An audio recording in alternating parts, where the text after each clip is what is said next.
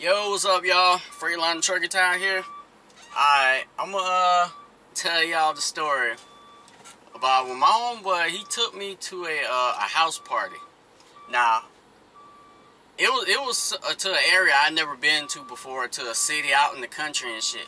So, he doesn't tell me any details about the party other than it's a house party. We get there, it's like me, him, and 3 women. That's it. In this big ass house that got like 6 rooms in it. So I'm thinking to myself like, oh shit, 3 girls, 2 guys? What the fuck can go wrong? So so I choose a girl. I go in the room, we're talking, playing, flirting and shit. Like 45 minutes go by and in comes in like 30 fucking dudes from I don't fucking know where. But I found out later on that what happened was one of the other 2 girls, she got bored and decided to call 30 motherfuckers from the nearest college. So we got 30 college motherfuckers in the house, roaming around through different damn rooms and shit. About 8 of them comes in the room I'm in and post up and shit. And I'm looking at them and they looking at the girl in the bed like a hawk. Looking at some goddamn steak. So I cuff her a little bit like, nah, y'all motherfuckers ain't getting my meat. So about 30 minutes later, they're still chilling, looking like they're waiting for me to uncuff her and shit. My homeboy comes in. I don't know what the fuck he been doing for the past hour, but he comes in drunk or high or some shit. He's stumbling past all the dudes all the way to the other side of the bed where I'm at. And he goes, yo, fuck all these bitches, man. I'm done. I'm done with them. I'm ready to settle down. I want to marry the love of my life, man. I need to talk to you. I need to talk to you. And I'm like, yo, does it have to be right now? Does it have to be right now? And he's like, yeah, man, I need to talk to you. So I'm looking at the girl. She's playing in my hair and shit, looking at me like she really want it. I'm looking at my homeboy. I'm looking down at the girl. Fuck it. Bros over hoes. I said, alright, let's go in the hallway. We'll talk about the love of your life and shit. So, he turns around and takes one fucking step and steps on the shoe of one of these motherfuckers. And although he know it was my homeboy that stepped on his foot, he looked at me.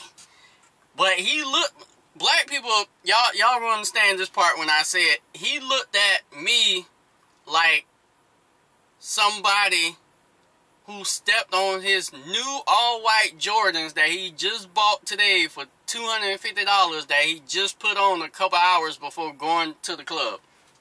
That's the look he gave me. And I'm thinking to myself like, how the fuck do I get put in these fucking crazy ass situations? So I had to plead with the dude. I'm like, yo, look, my homeboy's drunk. He's fucked up. No, we about to leave right now. I'm about to get him out of here. So luckily that he let that shit go once I said that. So I'm looking at my homeboy and he's stumbling past all the other 7 dudes that's in the room, and I'm praying he doesn't step on one of their foot because I'm thinking the next guy might not let us slide. So we make it out. Go into the hallway. I sit his ass down. I say, look, I'm going to go in the kitchen. I'm going to get something to eat. I'll be back. We'll talk about the love of your life, all that shit. So, I go in the kitchen. There's 3 more of these motherfuckers in the kitchen. I fix my food. I stand in the corner. I eat my food. I don't say shit to nobody. One of them says, yo, where you from? So I tell him where I'm from. And he says, I don't like people from there ever since they beat up my little brother. And then all 3 of them looks at me as if whatever the next thing comes out of my mouth will determine whether I get my ass beat in that kitchen. And I'm thinking, oh my God, I just got out of the fucking frying pan with one motherfucker. Now I got these motherfuckers. One of them mad at me because somebody beat up his damn little brother from the city I'm from, but it wasn't me. Ain't had shit to do with me. So I'm thinking to myself, like, kind of situations like this, I try to think, what are my best options here? I couldn't run because I didn't know where the fuck I was at. My homeboy was fucked up. He's no good. The girls is probably getting their vagina crushed right about now. And at best, I could probably beat maybe one of them. Maybe can knock out two of them. But after that, these other dudes gonna overwhelm the shit out of me. So I was like, okay, there's one option. I can try it, but it might not work. And I tell him, I say, yeah, man, you right, man. Man, fuck them dudes where I'm from. I don't even like them motherfuckers, man. I hate even living there. I'm trying to live over here with y'all, man. Y'all the cool people. Shit, I can't wait till I come over here and live. I'm gonna hang out with y'all. And then I just rush out of the kitchen real quick, but I kind of walk out, but real quick. And I look back just to make sure there was no problems and shit, and they was looking confused as fuck in the face. Like, I said the last thing they was expecting to hear. And thank God that shit worked. I didn't think it was going to work, but it worked. So, I'm in the hallway, talking to my homeboy. He gets tired, so I find an empty room, put his ass in the bed, say, okay, I'm going back to that girl. I open the fucking door. 4 dudes is on the bed with her, licking her body, while taking their clothes off and taking her clothes off. 7 motherfuckers is in line waiting for the 4 men to get off the bed while taking their clothes off. I'm like, what? Let me get back up out of here. I shut the door. I said, you know what? All of a sudden, I'm tired as hell and I'm sleepy. I'm going to bed. So I find another room that's empty as fuck. I go take a damn nap, go to sleep. I wake up in the morning. Everybody's gone except for me, my homeboy, and the 3 girls.